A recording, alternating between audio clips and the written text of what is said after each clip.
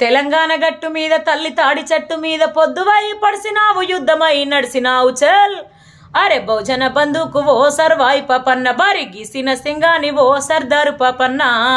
వాకులాంటి మోకు దెబ్బ ఓ సర్వాయి పాపన్న గాయిదుర్ల గండ్రగొడ్డలో సర్దారు పాపన్న